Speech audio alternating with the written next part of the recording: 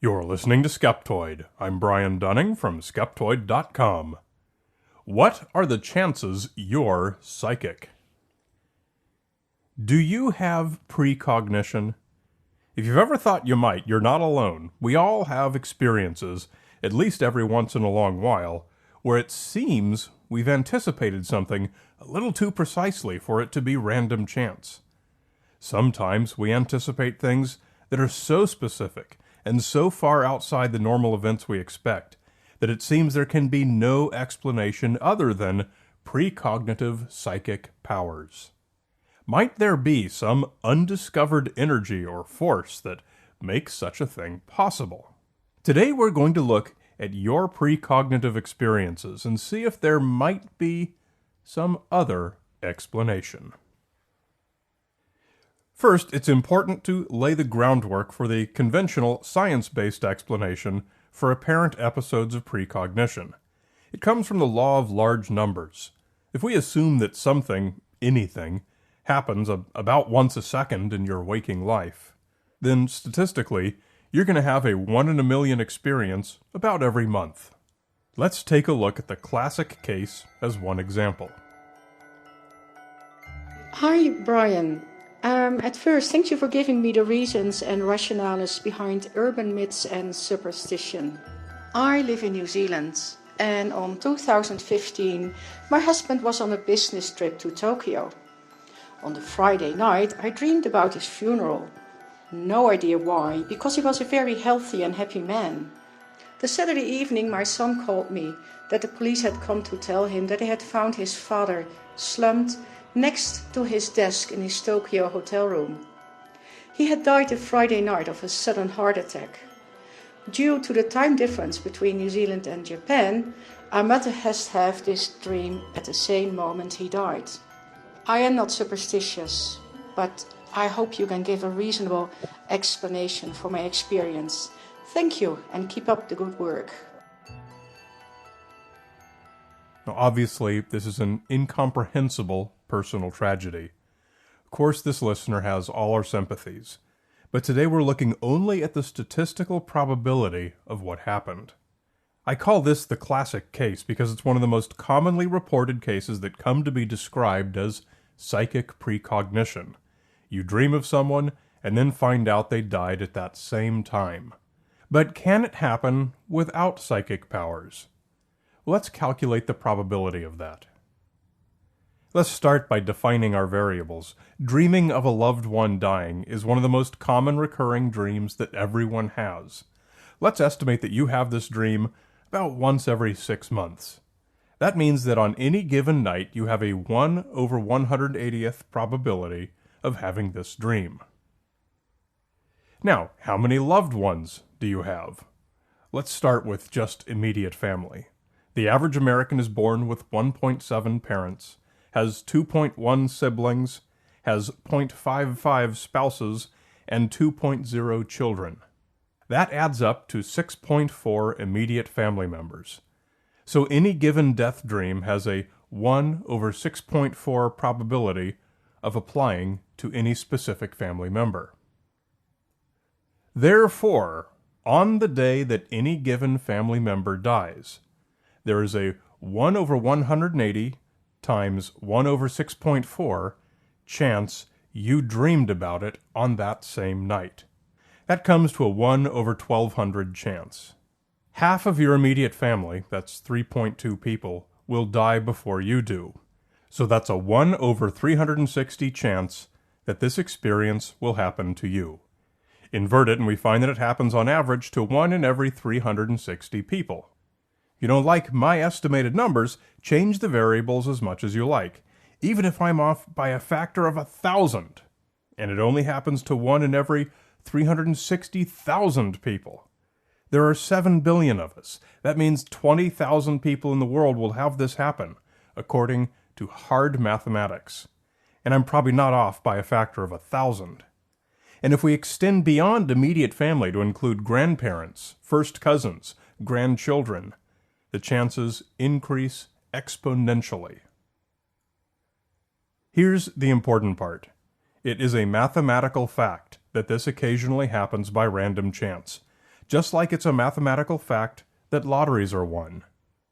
The alternate explanation, that of psychic powers, is a hypothesis that has been tested many times. Evidence of its existence has failed every single time that proper controls have been applied, without exception. So we have mathematical proof supporting one candidate explanation and experimental failure supporting the other. Conclude as you will. Here's a mathematically identical example of a related case, that of thinking about someone just before they happen to call you. My name is Richard Bergmeyer, and I wanted to share this experience with you in your podcast to see if anyone else has this experience besides me. It appears that I have this ability. I shouldn't really say ability because I can't control it.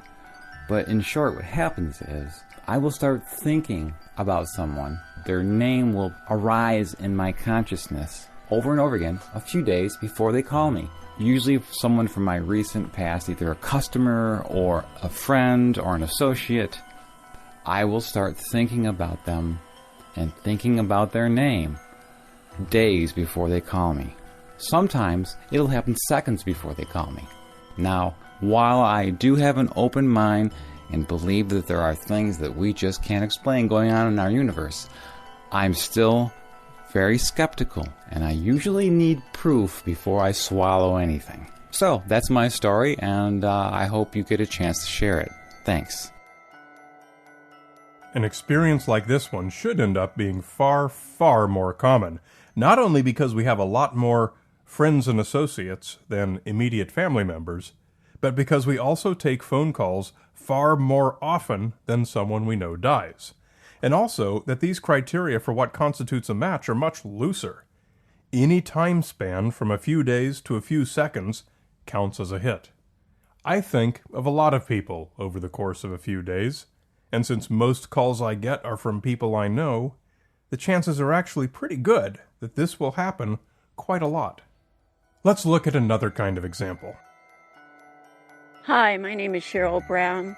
About 20 years ago, my husband and I were up early for a job in South Florida. It was about 5 or 6 a.m. and we came upon a red light, and it was really foggy in the morning. So we stopped, and we just happened to stop on some railroad tracks. And the light was red, so we sat there for a while, and then all of a sudden, for some reason, my husband pulled forward and got off the track, and not 3 seconds later, a train zoomed by behind us, and we just sat there and looked at each other and didn't say a word. Neither one of us heard the train. There was no train warning lights or anything. It was just a really odd, strange experience. Hey, Brian, this is Storm Voss Browning. I'm a regular listener and kind of a fan. I think what you do is pretty awesome. Years ago, I'm in industrial area in downtown Vancouver. I had them on a thoroughfare with the right-of-way. A lot of big buildings around, so it's hard to see around corners, that sort of thing. I don't know, I just had this flash of a truck in my mind, and I took my foot off the gas, causing me to slow down a little bit. And sure enough, a semi blew through that intersection against, he had a stoplight, I had the right of way. He just comes barreling through. Had I not slowed down, he would have hit me. Now, I don't know what that was. I'm not especially a believer in woo, so, I don't think it was telepathy. But, if you can figure this sort of thing out, all power to you, man, because this has puzzled me for years. Cheers. By now, the mathematics should be pretty easy to figure out. How often are you stopped at a traffic light in a place where you might get hit by a truck or train? Well, this differs widely for different people, obviously. For some people's commute, it might happen almost every day. For others, hardly ever. I'd guess it's happened to me 10 or 15 times, so pretty rarely. Well, how often does a train hit a vehicle stopped at a light? How often does a vehicle skitter out of the way of a train just in time? Engineers probably have wild tales of both. There are numbers for all of these variables, so we can calculate the chances of this happening. The crucial element, though, is that you have some sudden urge to move or stop your vehicle, which happens to align with the moment that train or truck barges through. Think about it. This is a lot more common. The percentage of times that I have had increased anxiety when I have to stop my car in a dangerous place is 100%. The percentage of times I've crept forward for a bit more space when I'm on train tracks is probably also 100%. All of this math adds up to a familiar equation. It is a mathematical certainty that sometimes people happen to move their car just in the nick of time to avoid an unseen train or truck. It's an absolute mathematical fact that this happens.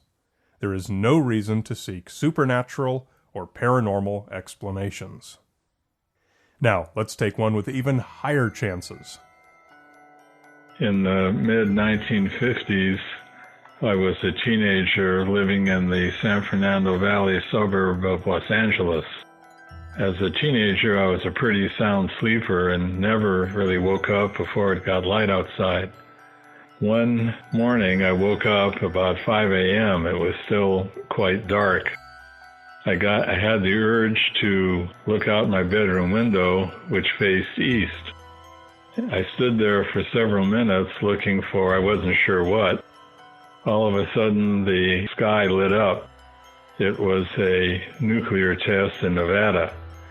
I read the next day in the paper that it was a secret nuclear test, so there was no way I could have known about it ahead of time. Unfortunately, in the last 60 years, I've been unable to reproduce my psychic powers.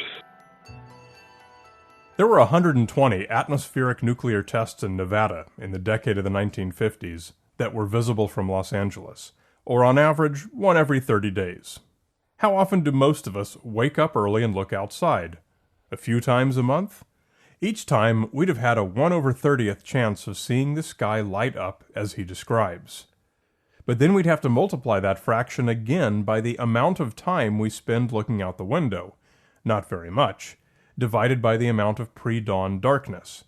It reduces the chances, but it's still a certainty that this happened to a lot of people. Multiply that fraction, whatever it is, by the 5 million people who could have seen it from Los Angeles. So, what are the chances that you have psychic powers? Probably pretty low. Maybe there is some possibility that these are cases of people predicting future events. But it's 100% fact that mathematics predicts these cases will occur. Does this mean you should go out and buy a lottery ticket? Well, not necessarily. Somebody probably will win any given drawing, but the chances that somebody is you are 1,000,000 times less than the chances you'll dream about a loved one the same night he passes.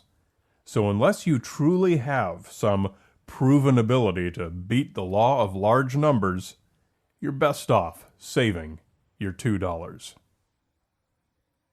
Not everyone listens to podcasts. The Skeptoid books are a wonderful way to share this content with anyone. Your favorite Skeptoid episodes, adapted for print, and collected into 50-chapter volumes. Get them on Amazon or any online booksource, print or ebook, or order an autographed copy directly from the Skeptoid website at skeptoid.com/books. The Skeptoid books, your non-technical, woo-loving family member's new best friend. You're listening to Skeptoid, a listener-supported program. I'm Brian Dunning from Skeptoid.com.